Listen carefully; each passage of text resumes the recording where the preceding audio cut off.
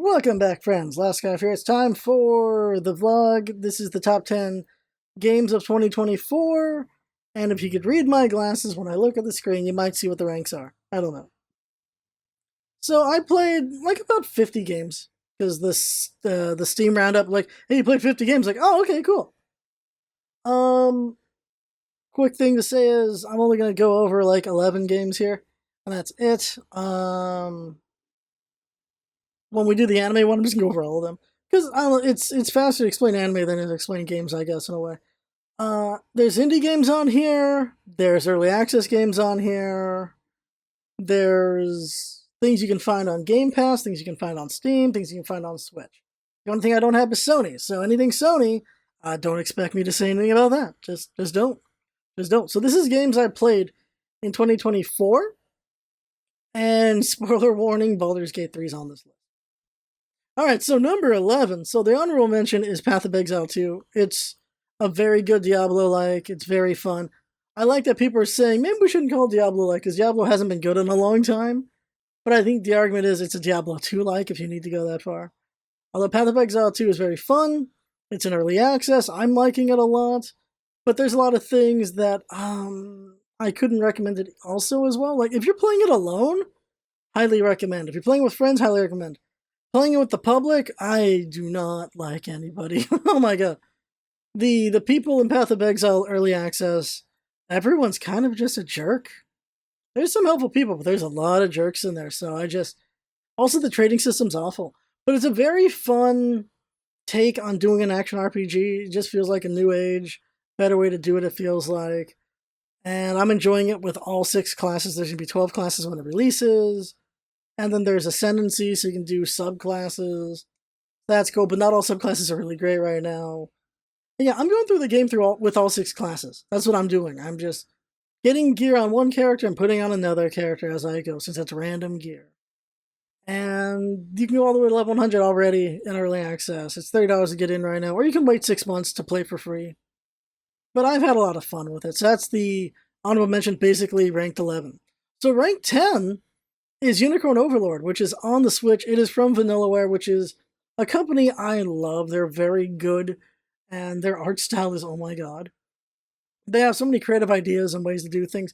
Unicorn Overlord is really cool because it's a mix of Ogre Battle and RPG, and that makes me very happy because I love Ogre Battle so much. The story's alright, the voice acting is top notch, and the visuals are really good. The gameplay is good. I'm very much enjoyed that game. And yeah, would recommend it. Obviously, I recommend all these games on here. Number 9, I need to make Jinx get on it, but Jinx has so much prejudice towards it because of just the fan base is awful. Number 9 is Palworld. Palworld's actually really effing fun. It's a lot of fun. The gimmicks are kind of silly and interesting. And it's all about the base building for me. It's about the base building, catching the pals, putting them on your team, and then doing the special attacks with them. So very fun. That's what I enjoy about Palworld. It's a fun idea. I don't really care about any of the dumb humor that people attach to it. It's just a very fun base builder for me. I can't wait to see how it is when it's finished, because it's already pretty fun in early access, for sure. Number 8 is Diplomacy is Not an Option. So this is like a They Are Billions kind of game. Every map is, you got your castle in there, you got to build it up, and you got to cut trees, get stone, get iron, trade for money, and you got to upgrade your buildings. And at the same time, waves are coming at you every now and then. You got to clear the map of enemies as well. And it's just getting better at being efficient and being smart about your defenses. And hundreds of enemies attack your base whenever the waves come in. To thousands. This is like just like They Are Billions. They Are Billions. Some maps when They Are Billions is very oppressive, very ridiculous. You just can't imagine how you're supposed to beat this. Same thing can happen in Diplomacy Not Option, but there's like 5 difficulty options. So if you are having an impossible time, you can go down in difficulty at any time. Just got to restart the map. The maps take a couple hours, though. It is a time sink of a game. I've really enjoyed it. I've been playing it on hard because I played They Are Billions so much. I figured I should just play on hard from the start. And it has been a fun challenge, but it takes a couple hours. And the thing this game has over They Are Billions, 2 things. One is you can save any time, which saves so much time. And 2 is the cutscenes are pretty humorous. They're very slow burn, but they're pretty humorous. I enjoy them a lot. Let's see, so that was 8. Number 7 is Marvel's Capcom Collection. Just take me back to my high school and college days of competitive arcade fighting. I play with a fight stick, so it's very fun. And it's just so much nostalgia and just learning that I never forgot my combos. I'm still very good with it. Just a very good collection if you're an arcade player or you want to just see the bones of arcade fighters now from where they came from back then, minus Street Fighter games. This is it, and it's very good, very enjoyable. By the way, Tekken 8's not on this list. I didn't buy it. Tekken 8 is very fun. I've played it, but I just don't own it, so I haven't played enough to really get a good deep in there. I'm sure it would have been somewhere on this list because Tekken 8 was pretty fun the few times I have played it. Above that, so the reason why choosing games is like, okay, what would I rather play over another thing? Say after like I've put in like so many hours, what do I think I would want to come back to? So just considering that, not necessarily replay value, it's just like, okay, there's a lot of things. It's like, would I play it again? How fun was it when I played it at the time? How engrossed I was? How joyfulness of the concept, whatever. Just what felt like right now was the rank, I guess. Anvil Saga. Think about it now after all the gushing I did. Anvil Saga is a very interesting indie game that I just really enjoyed for some reason. It is a shop managing. I mean, you're managing a blacksmithery. You're managing your people around. You're moving them around. Tell them to do this. Tell them to do that. Rest, eat, build this, build that. Level up this, level up that. And for some reason, I was just very engrossed in Anvil Saga. And it's just some indie game that you can buy. I just liked it. And I liked that your choices could cause these things. And it was really the humor in it that was very fun because, like, it's during when the French and the English are at war with each other. You got to choose sides there. And while you're doing that, you're blacksmithing, and you're blacksmithing for random people. So there's a point when you blacksmith for the Mandalorian, but it's just some guy. You blacksmith for Harry Potter. You blacksmith for so many things like the Terminator. You blacksmith for Vlad the Vampire, basically. And your choices decide what Vlad becomes. And I made him a dentist, which is just a funny idea, but it was very enjoyable. There's something very charming about the game, and it's a game I think I'd come back to in a couple years. I'm like, this is charming, let's play it again. It's just a management game that I found very fun. Number 5 is Risk of Rain Returns. Risk of Rain is just such an addicting game, very fun to play with friends. Put a lot of time into it. Just, it's very interesting to play this game again after Risk of Rain 2, and after, of course, the original Risk of Rain 1. It just feels like just a better version of 1, which is what it's supposed to be. So there's that. Very enjoyable. Liked it a lot. And I don't know. It's just one of those games like, yeah, I'll pick this up. I can pick it up any day and just play a bunch of it. That's how I feel about it. It's just worth playing. It really is. Now, when you get to the higher parts of the list, it's like there's different reasons why you put things where they are. Number 4 is Slay the Princess, which hit me at a very interesting time because I hopped on the game like after a couple dates and I was feeling really down. And Slay the Princess is a horror game and a romance game, which is a very interesting combination. It's horror and romance combined. And it got me very emotional. And I'll say, like Undertale, it's a game for me that you only beat once and you do not repeat. That is what Slay the Princess is to me. Very fascinating idea, concept, this game. All the stuff you do with it, how crazy it gets. You think it's one thing and you find out it's another, and it engrossed me and got me in there, and I was just deep in it, and I was playing it every night for at least a month. And it was an emotional roller coaster for me, for sure. It's one of those games I'll never play ever again, because it gave me exactly what I needed from it. And it's one of those things that I'm not going to pick up again, just like Undertale, for a certain reason. If you play it, you'll get why. If you've already played it, you get why. But I think it's worth a shot if you're in the right place, I think this is one of those things where, like, I think if you're just older, I think it'll hit you better. If you're younger, I don't know how well it'll hit you. That's how I feel about it. Number 3 is probably the most addicting game ever, Balatro. So Balatro is roguelike poker, and there's no better way to explain this game than to just go play it. Like, the entire point of the game is to make high-scoring hands of poker. But with the roguelike element, you get things that buff different just cards. So you can buff specific cards, or you can buff specific hands. So you can buff a straight. You can make straights very strong, or you can make flushes very strong. You make two pair very strong, high card very strong. With this crazy combination of buffs that you can get in this roguelike, and you're fighting challenges as you're doing it.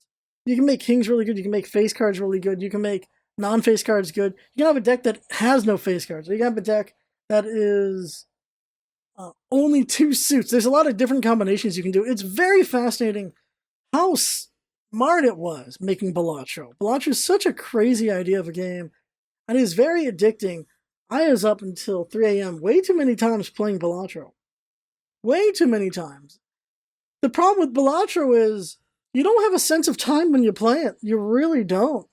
Unless you can pick up and play anytime, so that's always, you can just leave anytime. Just could not leave anytime. So much time was put into Balatro. Oh my god. Such a good game. And so now we get to first place and second place.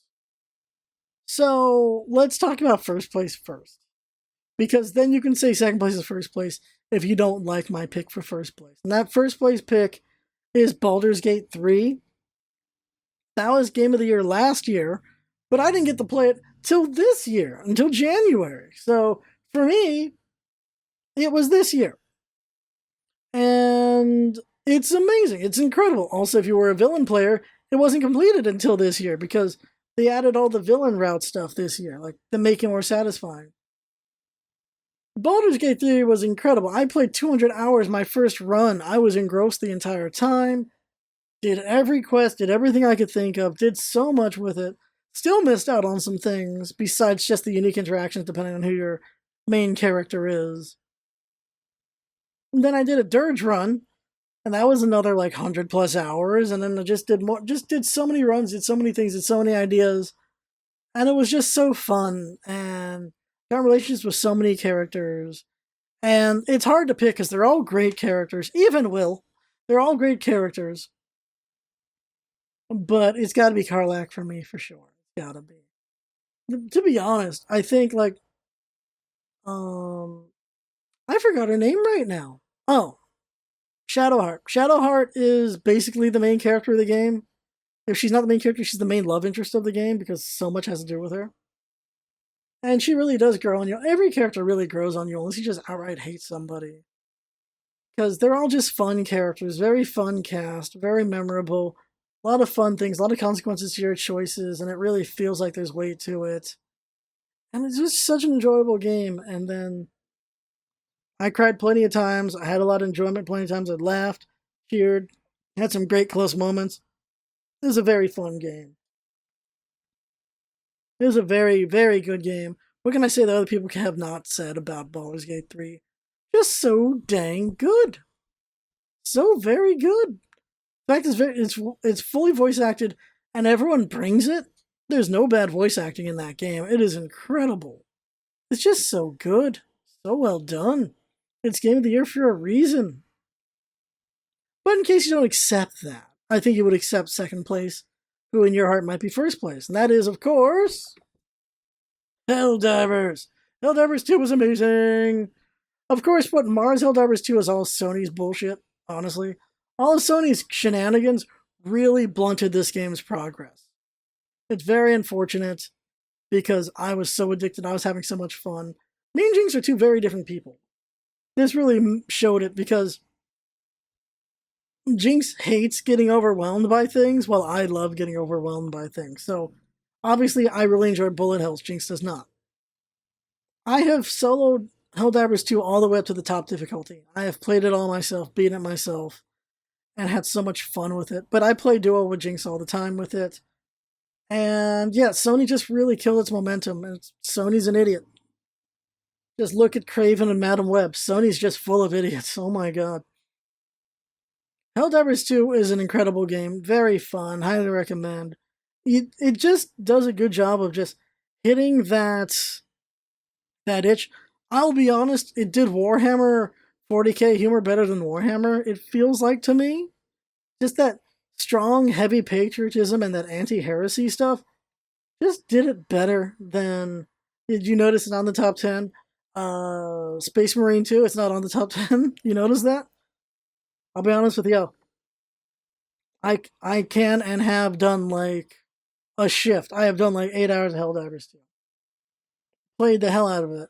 Played so much of it. I stopped playing around the time my dad almost died, though. I took a break and then I finally came back when the Illuminate came back this month. But I was playing so much of it before that point. And oh my god, I just couldn't get enough of it. I just kept playing Helldivers 2. The patriotism feeling of it, the over the topness is just so fun. It's so tongue in cheek. Just hoorahing with other people, just so much fun, just very enjoyable. The music is just got this very much Avengers influence to it, and just it's so fun. I just can't get over that song. It still keeps me hype despite hearing it for so many hours. Really enjoy Helldivers 2 a lot. And sorry for those who love Space Marine 2. I fell asleep every level of Space Marine 2. I don't know what it is about Space Marine 2, but it's just not as fun as Helldivers 2 for me. This was the better sequel. So much fun. Just taking out bugs, taking out bots, taking out Illuminate, taking out the vote list, taking out so many things. Just a very good game, and I can't wait to see what next year brings with Helldivers 2, because there might still be a fourth faction, who knows. But yeah, that is 2024 top 10 games for me. Baldur's Gate 3 is the winner, unless you don't count that, then Helldivers 2. And we'll see what next year brings. February is going to be Monster Hunter. Monster Hunter is going to easily be top 10 unless they somehow blow it, which I doubt, because Monster Hunter has been made with respect and love for its entire existence, minus maybe 1 or 2 games. Monster Hunter just always brings it. I'm excited for that. I don't know what else is coming out next year. I have not been paying attention, to be honest. Life has been coming at me fast. It's been crazy. But yeah, that is it for the top 10 games. I had fun. Hope you have fun watching. That's what's all about it. Having fun, come by, and see you next time. It'll be the anime, and after that, I don't know. Top 10 anime. See ya. Bye, bye, bye, bye. And you know, if there was a Kirby game, it'd be number 1 regardless. Yeah, for sure. Bye, bye, bye. Bye.